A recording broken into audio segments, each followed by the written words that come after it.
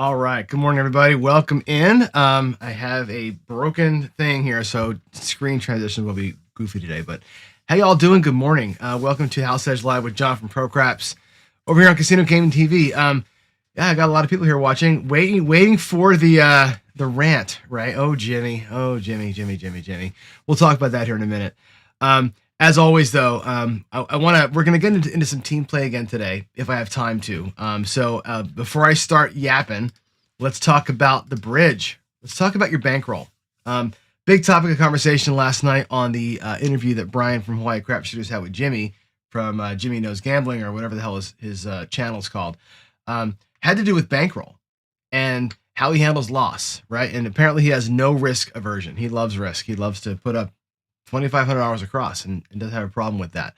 For you all, hopefully what I say, and I think it matters because the amount of chatter last night was about the things you see on screen here, right? I think when you hear people talk and you can filter what it is you're hearing them say as they're saying it through the lens of the reality of bankroll, the reality of risk management, the reality of bankroll, of money management, right? The reality of discipline, it all matters, right? So when I hear, and again, we'll talk about this now because I think it's important to get it through before we start our regular show, is that interview last night with Brian and Jimmy. And of course, you know, I've been a bad friend. Let me just make a couple of this. I've been a bad friend to Brian. I have not talked to Brian in a long time. Last time I talked to Brian from Hawaii Crap Shooters, I think was when the fires happened over there. I think I wrote him during the fires. And I was like, oh my God, are you guys okay? You know, kind of thing. And we haven't really talked much since. It's a shame because he's a great guy and I think we're pretty good friends. But when I heard he was doing Jimmy last night, I'm like, oh shit. I wrote him a quick text and we exchanged a few things. I gave him some questions I'd like for him to ask. And the interview went predictably where it was going to go. If you watched it, you should go watch it if you haven't watched it yet. I know we don't love Jimmy's content on this show. We don't love what Jimmy preaches on this show. But you should hear it for yourself. I know Ryan from Mark the Point was saying to me in chat, or saying to the group in chat, I've never watched 2 seconds of Jimmy's content. The only thing I know about Jimmy is what I said to you in the past, or what we've said to him, right?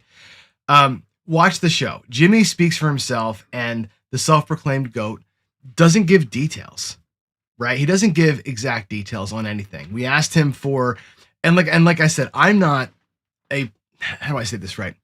If you're going to claim that you're undefeated, 500 and whatever it was in and you won $500,000 last year, 250 this year playing craps, right? If you're going to claim that, you got to prove that. Right, you got to put it out there. You got to come with your win-loss statements. Got to come with it. You got to, it's, and the thing of it is it's just like, when everyone was clamoring for Trump's tax returns, right? The same thing. If you're going to claim that you've done X, Y, and Z and make that the basis of why we should respect you, then you better come with the receipts. And he didn't come with any receipts. And in fact, he wasn't willing to show the receipts. It doesn't matter. Right? It does matter, right? If you're asking me to pay you thousands of dollars just for the privilege of hanging out with you so you can teach me your wisdom that's got you to 500 and 0 or whatever the hell it is, right? You got to bring the receipts and prove that. You got to show us, yeah, I really do play this way. Yes, I really do make this much money. Yes, I really am undefeated. You can't just go out and claim that stuff, ask for money, and then not prove it. That's to me the biggest fail. The other big thing was, we wanted details. Okay, if you actually can beat the casino, right? And again, we all know, right? We all know it's a negative EV game. If you're going to claim you never lose, you must have flipped the bit somewhere. Somewhere you got to have a positive EV play, right? A positive EV play means card counting and blackjack. You kind of know what's coming, so you can bet more when what's about to come is coming, right? Positive EV is not, I can remember the last time I saw a 5, and it seems like it was a long time ago, so I'm going to start betting the 5, and I'm going to start increasing my bets on the 5 until it comes. That's not positive EV play. That's getting lucky. That's getting lucky. The math of the game, which he purported to follow, does not mean does not mean a 5 is coming. You could go 150 rolls without a 5. It doesn't mean a 5 is due. A 5 will come at some point, but it doesn't mean it's due to come. That's not a trigger for you to bet more money on a number you think is coming, right? That's the angel on my shoulder tells me what to bet next, which is I think it's his second video ever. He says, my secret to gambling is the angel on my shoulder knows what's coming and tells me what to play. He said that on camera. That's his secret. And he said it last night. You watch his videos on Baccarat, it's horseshit. It's, oh, look, we're in a player shoe. We're going to go ahead and it's horseshit. That game is a coin flip. There's nothing in that shoe that indicates what's coming next, unless you're counting the cards. And even if you're counting cards, right, more face cards, more 10 valued cards don't value one or the other. Maybe a little bit to the bank, but not a lot. Not enough to make it a positive EV play. Nothing that's happened matters what's going to happen in that shoe. That shoe's got nothing ahead of it based on what happened in the past. All you can do in Baccarat is catch a run of something. A run of player, a run of bank, a run of chop. That's it. That's it. It's a pattern game. Nothing more than that. It's a game of runs. But you watch him, and he's trying to deduce it. And he says last night in his show, and if you watch the show, again, remember who you're getting your information from, okay? He was apparently a poker player who was scared to play at $500, but suddenly is able to play at $50,000 in craps. But he took up craps a couple years ago. When he started his channels, when he took up craps, is what it sounds like to me. If I'm getting the dates wrong, I apologize. But a few years ago, I decided craps sounded fun, so I took it up, and now he's the GOAT. Same with Baccarat. He was not a Baccarat. He's a poker player, right? And again, you cannot decide, I'm going to watch a bunch of videos on YouTube and then make myself an expert, call myself a GOAT, go out there and make up a bunch of numbers and try and explain math that you can't do. He can't do the math. He bets a $500 6. I guarantee the guy does not know what a $500 6 pays or why it pays what it pays. I guarantee he doesn't know that, right? You don't talk about 2,500 across unless you know how to make the fucking bets. And I know he's not doing 2,500 across like I do, where the bets are all proper. He's going $500 per number, doesn't know what his 6 pays. Yeah, the painted dice thing too, right? Oh my God, that whole piece about the painted dice was driving me crazy. Anyway, I think if you watch the show, everything I've said about him is true. And he gave it to you with his own voice last night. He couldn't back one of his moves up with actual logic. He couldn't explain any of his moves. He couldn't prove his wins, his win rate. He couldn't prove his win amount, and he refuses to. So that's it. I wish Brian would have dove in a little harder. I think Brian's a great guy, right? He's trying to be a good host. He's trying to, let him speak for himself kind of thing. I think me, if we would have interviewed him, it would have been a little bit more hardcore. Again, I don't want to be the gotcha guy. I'm not going to play the whole, whatever, trying to own the libs kind of a thing. I'm not doing that with him. I think he did a pretty good job of that himself on last night. Sometimes you give people, you give a person the microphone and they tell their own tale. And I think he spun another few tales last night, and it was a shame. Shame in one respect, but good in another respect. I think the whole Jimmy Knows Gambling chapter, or not Jimmy Knows Gambling, it's Jimmy, what is it? Gamble with Jimmy. The Gamble with Jimmy chapter in our life, I think is over. I think that's over now. He showed you who he was. Anyway, so somebody, I'm looking at the chat here. Why would you care about a guy with their 1,000th one? Well, this guy, James, I'll put what Jeff said on screen so folks can see it. He said, I would say because he hurts players with his ideas, but then there are more than 1,000 of them on YouTube, and that's true, right? However, a lot of us YouTubers, and again, there are people who are new at craps that are putting channels out there to kind of talk about their journey through craps. There are people who are new at craps that are putting out systems, and you're watching them go, oh, I see how this, you learn with them, right? Your learning is actually watching them kind of figure it out. That's great content to me. I love that stuff, right? There are guys who are putting out content where it's, here's a strategy, here's why it works, and here's why I won't play it or will play it. Great, good content. Let me think about it. Jimmy decided to open up a YouTube channel for the sole purpose of selling snake oil. The sole purpose of his channel is to have you buy shit from him on his website. His whole purpose of his channel is to drive you to a class that he's going to teach you how to play like him, right? He is there. He exists in the world to take your money, not the casino's money.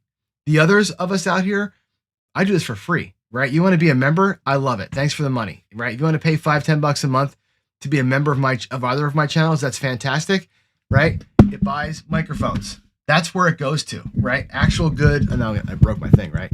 It buys microphones, right? That's what membership does here. Pays my internet bill.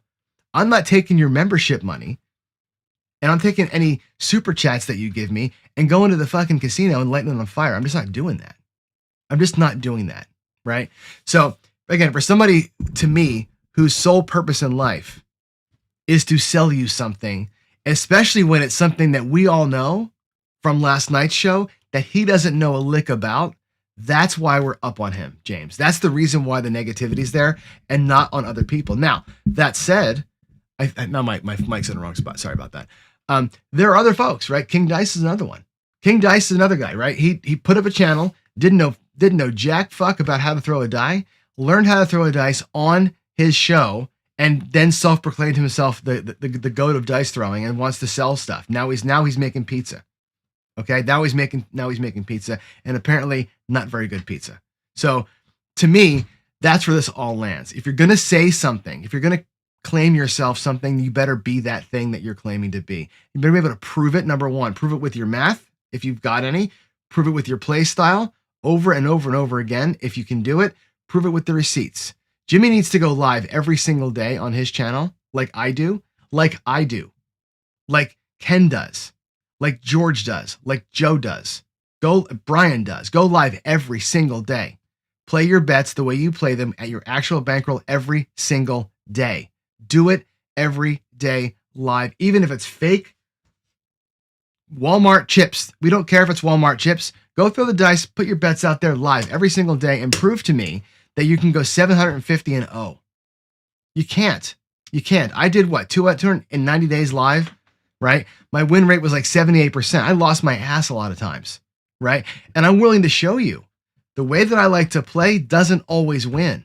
It's cool. It's all right. It's the reality of the situation. Me swearing and throwing shit out there. Remember when I would throw I broke a stick one day? When you do that kind of stuff, that's reality. Reality is not sitting back in your chair claiming to never have lost if you've only been playing for a couple of years. That's some bullshit. So anyway, that's my rant. I'm kind of done with the whole thing now. I won't mention his name anymore. He brought himself out of the woods yesterday, and I think he showed you who he was better than any of us could have. So there's the paper plates for the box numbers. Yeah, exactly right. I make $500,000 a year, and I've got, I got whatever that called Chinet box numbers on my craps, or Chinet hop bets. Anyway, to me that was it was an eye opener. I know a lot of people in chat were like mad that he wasn't going to give you anything. I could have told you ahead of time he wasn't going to give you any information. There's no way he's going to give information up. He's just not. He doesn't have any information to give. Doesn't have it to give. Doesn't know percentages. The difference between odds and probabilities does not know. Does not know any of that stuff. Anyway, that's my rant. I'm done. I'm glad Brian did it. I'm glad, very, very glad that Jimmy spoke for himself. Didn't need one of us to tear into him. He tore into himself. He exposed himself last night. Anyway, that happened. And I'm glad that it did. And Brian, thank you for doing it. Again, thanks to Brian from Wyatt Crap Shoes for bringing him up, for having the balls to have him on his show, knowing it was going to be controversial, and allowing him the rope to kind of hang himself. And that's kind of what happened. So, all right, I'm out of here. Let's go play a little bit, shall we? Let's do something more fun than hearing me bitch. And let's get back to the partner stuff. So we've done a couple of these, right? We were talking about this because David from Casino Quest got me back on the idea of team play. And the reason why, I'll tell you the backstory is this. He's got a group.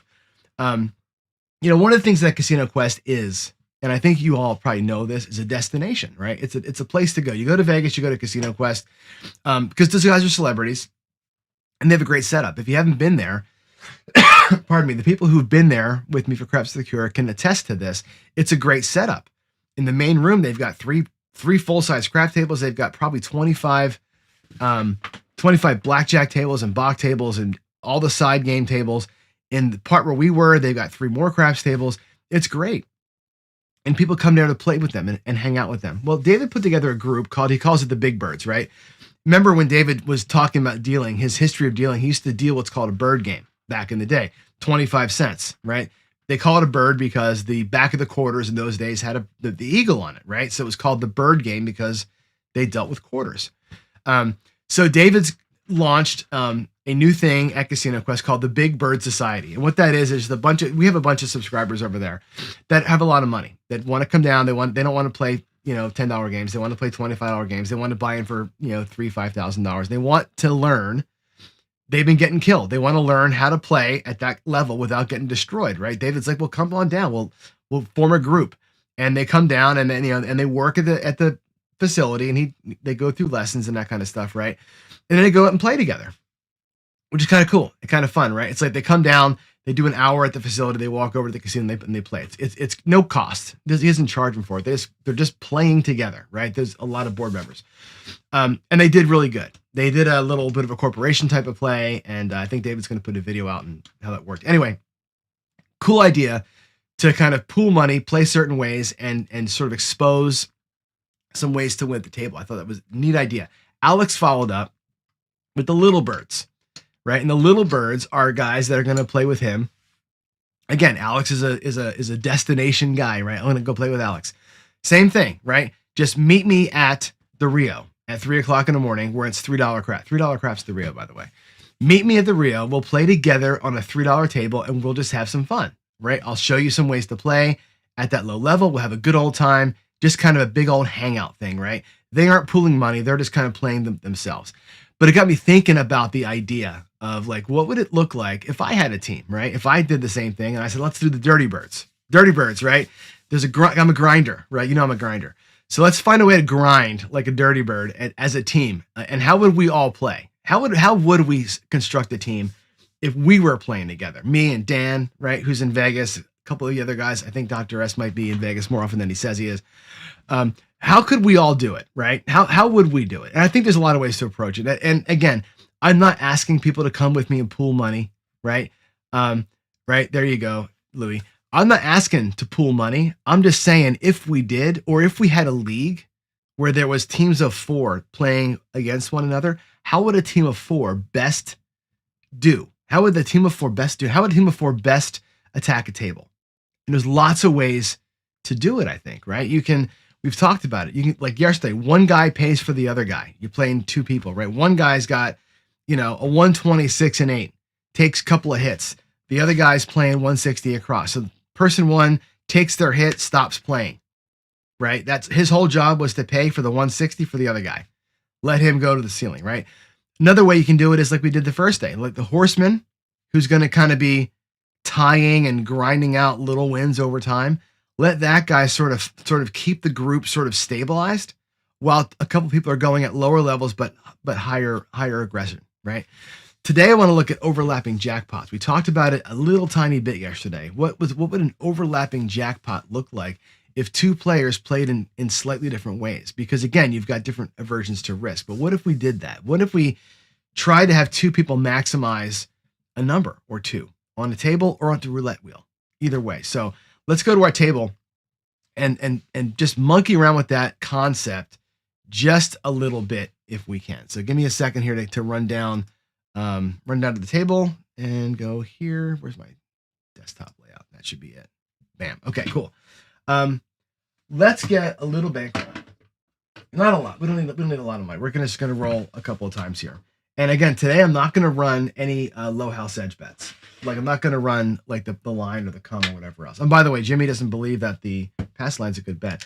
And I say to you all the time, like I don't preach only playing the pass line like some people who do, especially the math loving guys.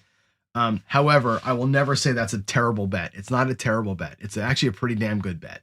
It's a pretty damn good bet if you play it right. If you understand how these bets work and how these bets work, those are great bets if you know how to play them. He doesn't know how to play them, therefore it's a bad bet. Anyway, Jimmy ran over.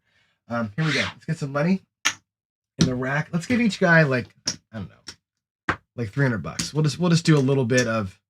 I'm not going to play very long. We'll give each guy $300, and we'll put one guy in front, one guy in back. And why don't we just do, we can play it at the green level. It doesn't matter. We'll play at the green level. Let's put a couple lammers here. Today we're going to separate our lammers, our piles by dollars instead of by plays. Just kind of keep an eye on the money.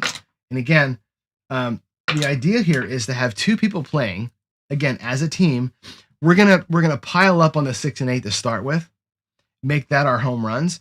We could actually pile up on the 4 and 10 and make that our home run. But we can have overlapping ways to play. And what I mean by that is this one guy here, let's have him go out, the guy in the front, we'll have him do, let me get some reds here. Let's see, we're gonna go 5, 6, 8, and the field. We'll have him do an $85 iron cross. So 75, 85 up top, right? We'll have, actually, we'll do the whole 100. We'll do 15 down here. He'll do an iron cross, right? He'll play it my style. We'll kind of bump the box, okay? Our other guy here from the back, let's just have him go 110 inside, all right? And I'll get some greens or some reds for that one there. We'll have him play a simple little play, a little 110 inside, but they're going to play these things differently, okay? This guy here is really going to be same betting a lot, right? But we're going to get paid double as a team on the 6s, and he might actually go and press a little bit up there in the 6, right? Neither guy's really going to spread out. We could very easily get the 4 and 10 and make that our thing. But what if we had the same money in here? So again, two people betting a total of $60 on each number versus each guy having to do it himself, right? That's the principal difference here. All right, let's get some dice out here. And we'll roll it up and we'll see what happens. I'll put this over here. Well, I'll put it here. Is that okay? Close enough. You guys can see that, right? Let's come on out. Nothing's working. All right. There's a 7 on the come out. There's an 8. All right. Here we are. Point is 8. Nobody cares about the point. Let's just roll it out. We get 7 out. Both guys lose. Welcome to right side craps, right? But if it works out, we'll just see if we can't get some double bonus money going on in here, okay? Let's see. And I'll show you how I do this. There's aces. That's great. Watch this. We're going to take this. We're going to go, he's going to get paid $15 times 2. So $30 on his aces. Fantastic first roll. He's going to bump up the 6 and the 8. His field's going to just hammer the 6 and 8. He can only go to 42. We're going to take these 2 5s back. I'm going to get 5 whites for that. We'll go to 42 on the 6 and 8. Not going to exceed his winnings, but we'll go to 42. He's going to collect on the 6 and 8, by the way, right? Try and power them up from the field. Here we go.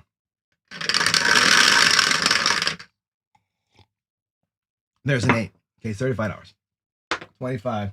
Yeah, it's not I'm not even reading the bets, Dorso. I'm just piling up on numbers. That's it. I'm just piling up on numbers. All right, there's $35 for our guy in the back.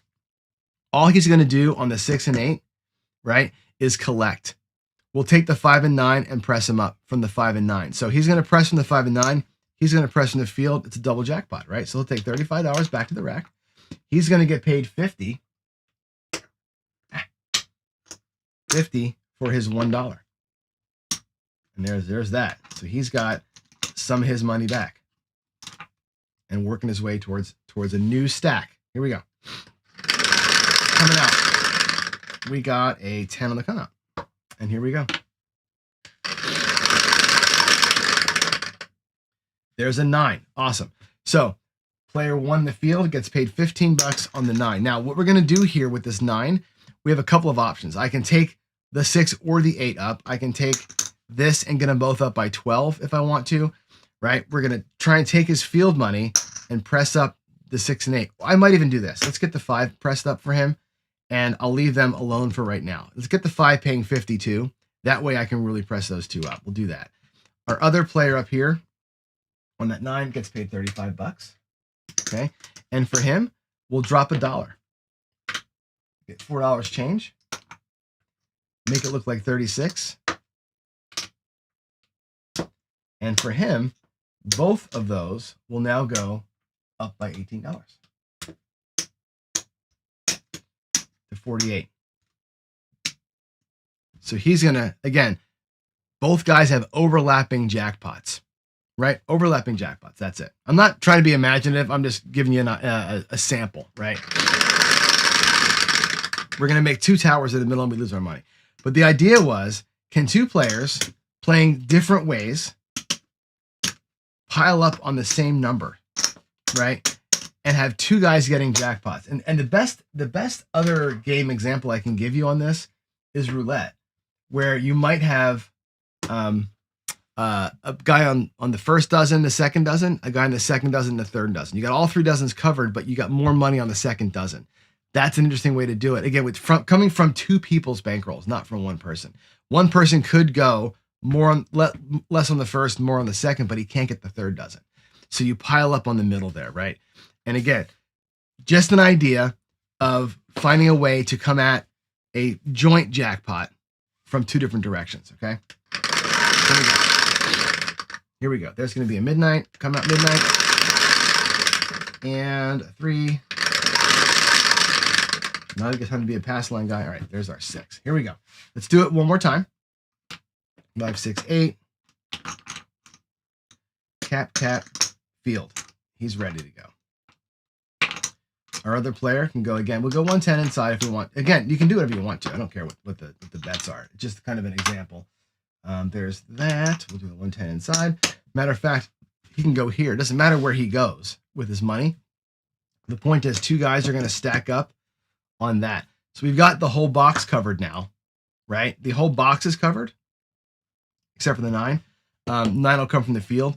And then, yeah, this guy is just going to power here. This guy's going to funnel to here. That's it. We're going to have joint jackpots, and that's it. Here we go. Maybe joint jackpots. Maybe we don't. All right, here we go. $15 on the 4. Okay. Let's get the 6 and 8. We can take that and go up by, we'll get change, up by $6 each with 3 change. Simple little press in there for him. They're at $36 now. Over here, our 4 pays 50 for 1 out of the rack. And with that $50, we can get our 6 and 8 pressed up. Now, again, he's going to have to really add money to it, add $10 to make the bets right. But now he's got 2 bets on the 6 and 8 at power level, right? Taking this, going in here, taking this, going here. Simple. 2 guys playing 2 different ways, having a joint jackpot. All right, there we go. All right, we got a 6. That's perfect. That's the point, by the way. Here we'll get paid 42. 25, 42 for the $36 6. And again, he's going to just do a straight up collect. Like so. Let's get these separated here. And over here in the back, $70. We'll do $70. 50, 70, and that goes back into his rack. And again, we're just trying to rebuild our rack, get our $300 back if we can. Oh my goodness gracious. Johnny. There we go. Alrighty. Puck is off. Come on out. Now this loses. That loses. He has to go back to the field after this new point is done. Another 7. 5. Okay. There's the 5. That's the point. Bets are back on. Here we go.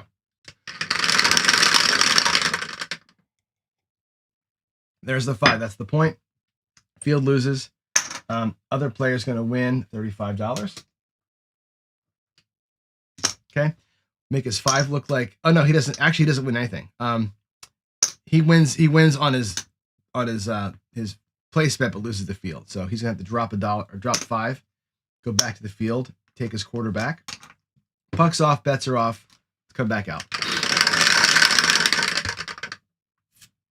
Yeah, 8. Okay, there's our point. Here we go. 5. Cool. So again, lose the field. Win 35.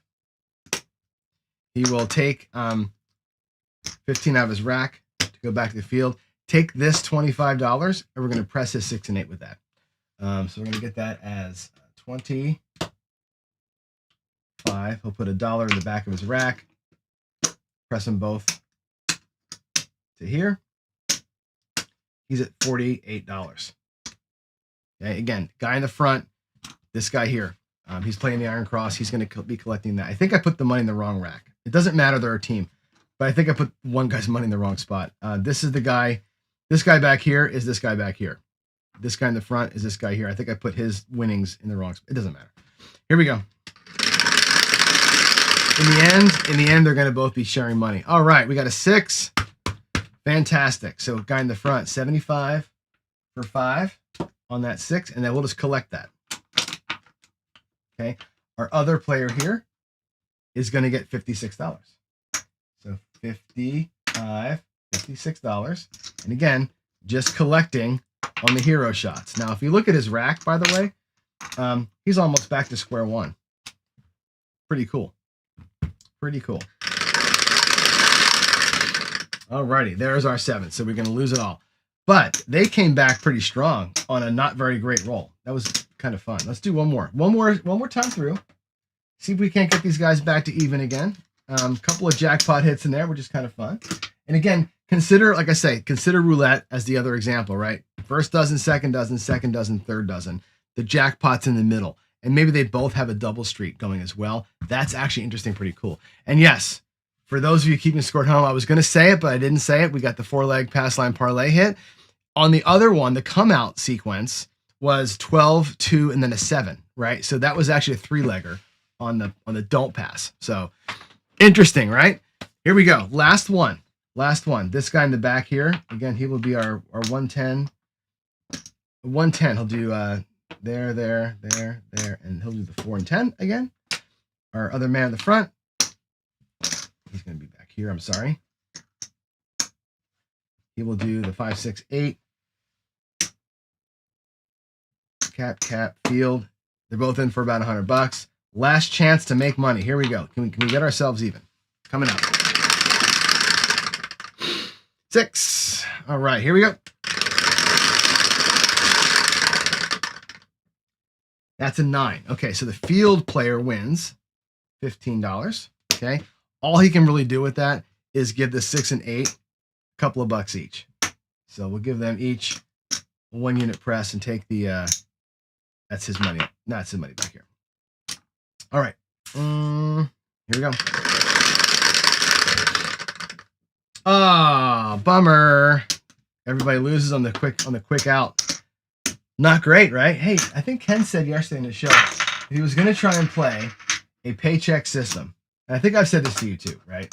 Let's go back. I'm going to put the chips back where they go. If you're going to play a paycheck system where I'm trying to make money actually, like on the regular, you're definitely not going across and praying for a good roll, right? That's not the way to make a payday, as it were, right? That's probably the worst thing you can do because you're so susceptible to losing your entire bankroll with nothing happening, right? If you're going to make a paycheck, the line, the super low house edge, Ken calls it bump on a pickle ways to play. Those simple ways to play, maybe a little ladder, that's the way you earn a quarter a day, a black chip a day. You're not going to do this and win a black chip a day. This is a way for a team to play and hope that the good run hits on their joint jackpot and gets it done, right? That's what you're kind of praying for. As it is, between the players, we lost the bankroll, right? I think almost exactly a bankroll. We have exactly a quarter there. So between them, they lost 1 bankroll, minus $3, okay? So again, full right side, 2 players. If you're going to go for the home run, fine. Interesting way to kind of make a couple numbers your home run numbers. Again, roulette is a better example or a better possibility of that, or a better demonstration potentially of that. But let me get my keyboard back over here. 1 second. Ugh. And we'll change the screen back to where we ought to be. Let's go back to here. There we go. All right. Yeah, so if you're going to play team play and you're going to go for the home run, and we'll see tomorrow, hedging will keep us here, right? Our team will never lose, but we'll never win either, right? This way here, you will lose more often than you will win, but when you win, you'll win big. That's the idea of it, especially when you're playing tournament play, or if it's a league, if it's my team versus your team, and the winners have the most money in the end, you can play to not die, or you can play to hammer it. And the difference would be strategy-wise. If you're playing to hammer it, you would do that. Like, let's just say it's my team versus your team, right? And the rules of the league are you win a game, you keep your winnings. So if we start the game with 10,000, start game one with $10,000, I don't lose. My team loses nothing. We stay at 10,000. Your team wins $2,000. The next time we play, I'm playing team 3 with 10,000. You're playing team 4. You got 12,000 to play with. Your bets get bigger, right? That's where if you can keep your money, right side aggression becomes a part of your strategy. So anyway, there will be a craps league coming up. I know Holy Roller's been talking about it. I've been talking about it. Figure out how to build the app that makes it work. But that's going to be a thing that we're going to get to play together at some point. So think about team play, joint bankrolls, because maybe in real life you wouldn't do it, but maybe virtually in a league, you might do it and have some fun with it. So, all right. Let's see. What do we have to say here? I'm going to go to the questions and see if there's any. Are there any questions? I know there's been a lot of chatter. I know that some people have left because I stopped playing, but let's see what's out here. Louis will be in Vegas December 16th to the 23rd. Okay, that's cool. Ken says back in the day, the GOAT was a bad thing to be called. Now the GOAT is the greatest of all time. Let's see. What else? Let me go through. I'm sorry, I'm reading chats as I go here. So let me see. What else? Let's see. Duracell's yanking on my strategy. That's cool. That's cool. This strategy that I'm playing here is not one I would recommend we play. I'm just giving you a simplest example I can of a joint jackpot. That was it. Wasn't trying to be imaginative. Just trying to give you a simple idea for it. What's a comp value? Light side and dark side playing 6K bankroll and playing a blackjack level for 5 hours. The 5 hours is the key there, right? If your bets are clean, right? If I'm playing, let's just give you the math for that, right? If I'm doing $100 on the don't pass, right? The house edge on that's 1.37. So let's call it $1.25 to be simple. The house edge is $1.25. If I'm going to get number of rolls per hour, they don't do resolutions per hour, it's rolls per hour. Let's say you're getting 50 rolls an hour. Okay.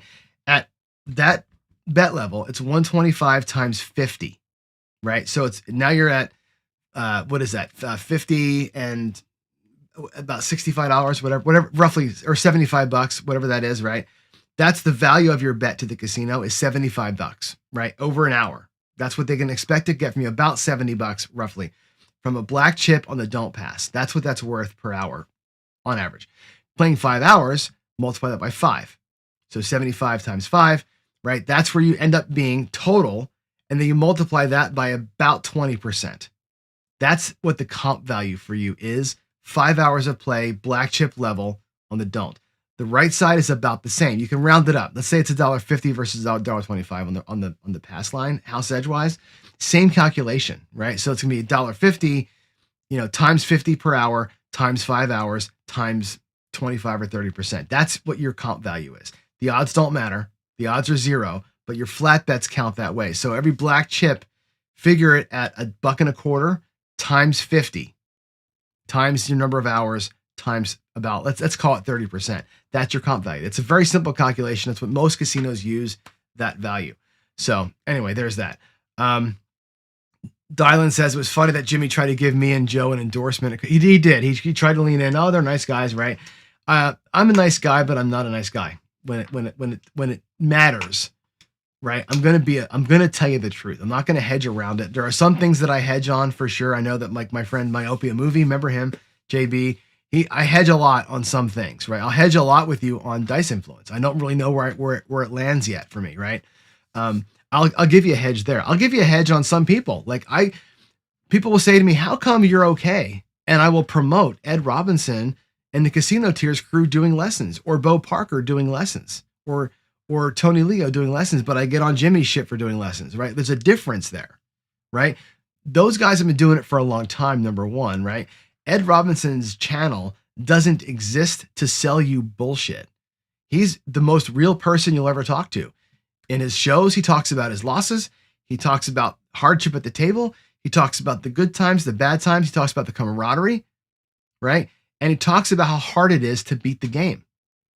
And he says, if you want to come and play with us, the experience, there's a cost to that. We got to buy the liquor. We got to buy the food. We got to get the rooms. We got to do there's money involved, right? I'm fine with that. And make a little bit on the side. That's cool. He's become a destination. That's cool. I'm totally down with that, right? That's not snake oil. you're buying an experience there with him and with Bo and the other guys, right? With Jimmy, you're not buying experience. You're buying snake oil. It's different. Jimmy started the channel to screw you, right? Some people will say that Tony did that. I don't believe he did that. I believe that Tony, and I know Tony very well, has his heart in the right place. Tony cares about his students like nobody else does. I think that's great, right? That's why I promote guys like that, because I know where their hearts are and I know why they're in the game. Jimmy's in the game for the wrong reason, and that's it. All right. Yeah, the best news you heard last night was he's fading out of craps going to Baccarat. Yeah, he won't be hearing from him soon. That's good. I mean, and Baccarat, he knows nothing about Baccarat. He playing the Wizard of Oz. Like, again, if you're going to do Baccarat, now I did blackjack with the app because I don't really have a good setup here to deal from. I will be making a blackjack, like a dealing table. I'll deal my own cards. If you're going to be the GOAT, deal your own damn cards. And that drives me crazy when he's playing the Wizard of Oz black or Baccarat thing. Deal your own cards and talk about the game, please. Don't. Ugh. Anyway, yeah, Jen can't get over it. Can't wait for John to get to Crapsy again. I will never do Crapsy again. I will do Nexus, but I won't do Crapsy. And there's reasons why, the reasons why I can't. But I will do live rollouts. I will do live enter of things. You will be able to bet with me, but I can't contractually do Crapsy. But I'll do something like it. I cannot wait for my table to get built, Jen. I want my table built so bad. I want to get back out there again and roll and deal and talk from the table, right? It's so much better than here. I as much as I like talking right to you in the camera, it's not the same. It just ain't the same as being at my real table. So I agree, man. I can't wait to get back. Logos are almost done for the new channel. They look really good. We'll get there. We'll get there soon enough. All right. Anyway, appreciate y'all. Duracell, it's great. I love the fact that you're, and again, I say this all the time, right? All the negatives welcome, right? If you don't like it, don't say it. I don't care. I don't endorse that way of playing either. I'm just trying to give examples, and the fact that you feel like you can say that you don't like it, cool. That makes us buds, right? Like you're free to say what you got to say, and it's all good because I know that I know where we all stand. All right, you guys. I can do win craps, but man, that's hard skill. The problem is my computer. I need what's called Parallels to make it work, and it just doesn't work good anymore. Like the new Parallels version and the new Mac version, it crashes all the time. I cannot get it stable. I've tried, and I'm like, what the hell's going on here? So anyway, I would love to do some win craps. I may actually bust out my old PC and run it on that thing, but I'm having trouble with it, honestly. So, all right, I'm out. All have a great morning. One more thing. I got to do my last. I always forget anymore. The last little bit is this, reminding you of the quote of the week. Quote of the week, and this is going good with last night, right? Knowledge is knowing tomato is a fruit, and wisdom is not putting it in a fruit salad, right? I love this quote. And I would say that Jimmy last night demonstrated no knowledge and no wisdom, yet claims both. Too bad, right? You guys have a good day. What is I don't know. I was going to use someone else's tagline and say be great, but you have a great day. Love y'all. It's hump day. I'll see you tomorrow as we crest over the week and into football and baseball and the whole thing. Love you guys. Leon, take us out. I'll see you later. Bye-bye all.